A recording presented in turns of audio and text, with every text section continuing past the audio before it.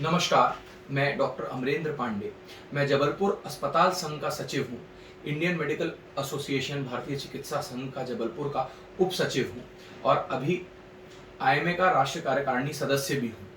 मैं आज आपके बीच एक बहुत महत्वपूर्ण विषय लेके आया हूँ। मेरे कई मरीज, मेरे कई चैनल के लोग, कई मेरे वीडियो देखने वालों का वैक्सीन को लेके बार बार सवाल है कि कौन सी वैक्सीन लगवाई जाए, क्या वैक्सीन सेफ है, क्या वैक्सीन लगवाना जरूरी है, क्या वैक्सीन से कोरोना खत्म हो जाएगा, क्या वैक्सीनेशन के बाद भी लोगों को कोरोना हो रहा है। तो मैं आपको एक एक करके ये सारी बातों को समझाना चाहता हूं कि जब तक हर कोई सुरक्षित नहीं है तब तक कोई भी सुरक्षित नहीं है। वैक्सीन लगाना बहुत बहुत बहुत जरूरी है। बिना वैक्सीन के हम कोरोना को नहीं हरा पाएंगे। आप इसमें बिल्कुल अपना दिमाग मत लगाइए कि कोवैक्सीन लगवानी है कि कोविशील्ड। ये दोनों वैक्सीन भारत में अवेलेबल है।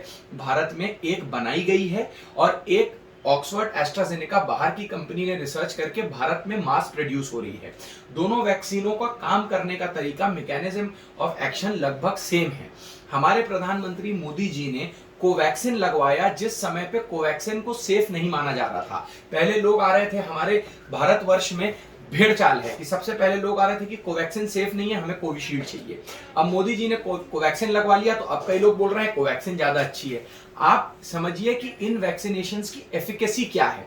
एफिकेसी का मतलब यह है कि अगर 100 लोगों ने ये वैक्सीन लगवाई, इन वैक्सीन की 2 डोजेज हैं।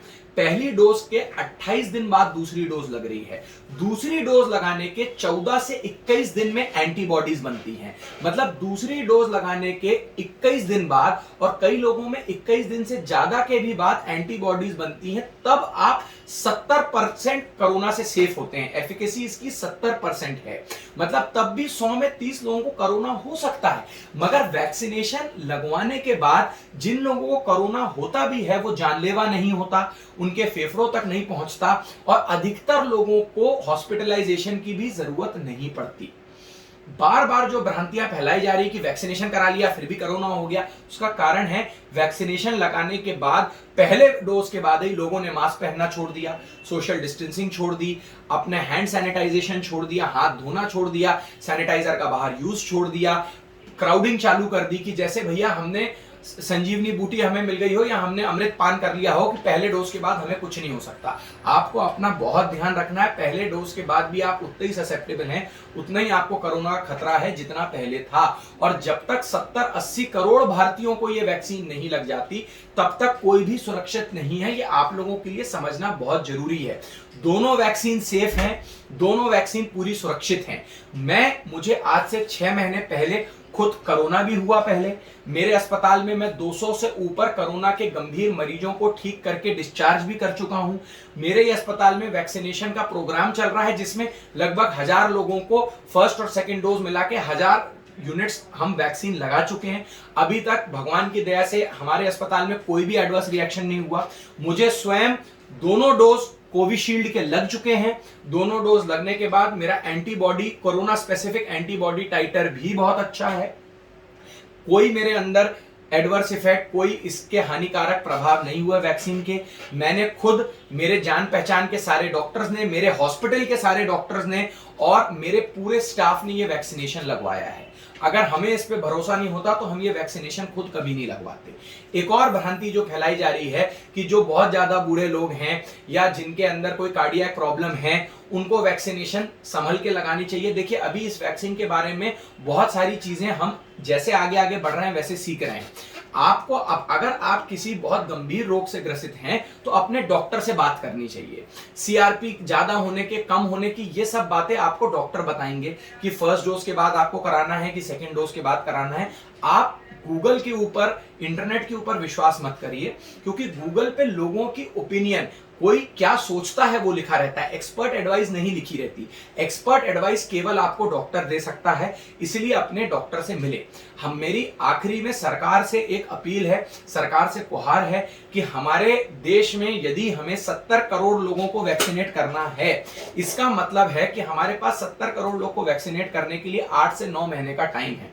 मतलब हमें 10 करोड़ लोगों को हर प्रति माह वैक्सीनेट करना है। तो प्राइवेट अस्पतालों में आपने जो ऑफ डे बना के रखे हैं, हम सरकारी अस्पताल में समझ सकते हैं कि हफ्ते में 4 दिन वैक्सीनेशन कोरोना का होता है, बाकी 3 दिन बाकी बच्चों का टीकाकरण छुट्टी। बट प्राइवेट अस्पताल में हम लोग 24 घंटा वैक्सीनेशन कर सकते हैं, पूरे सप्ताह वैक्सीनेशन कर सकते हैं। हमें महीने के 10 करोड़ 5 से 10 करोड़ वैक्सीनेशन पे पहुंचना है, तब हम इस गति से कोरोना को खत्म कर पाएंगे कि ये अपना सिर फिर ना उठा पाए। आखिरी सवाल जो लोग बार बार पूछ रहे हैं कि ब्राजील में जो स्ट्रेन पाया गया या जो साउथ अफ्रीका में जो स्ट्रेन पाया गया, जो मिनेलॉस में स्ट्रेन अमेजोनिया में पाया गया, जो बहुत ज्यादा लोगों की भ्रांति है कि घातक है, अभी तक सारे स्ट्रेन्स किसी में इन्फेक्टिविटी ज्यादा पाई गई है।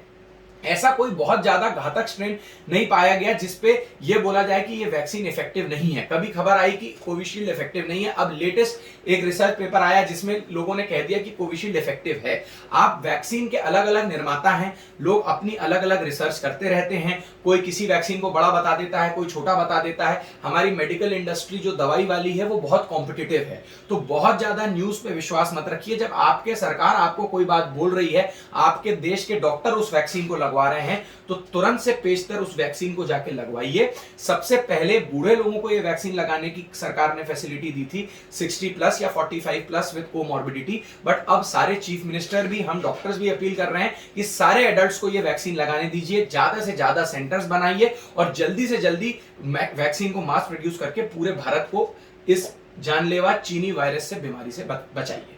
थैंक यू, जय हिंद, नमस्कार।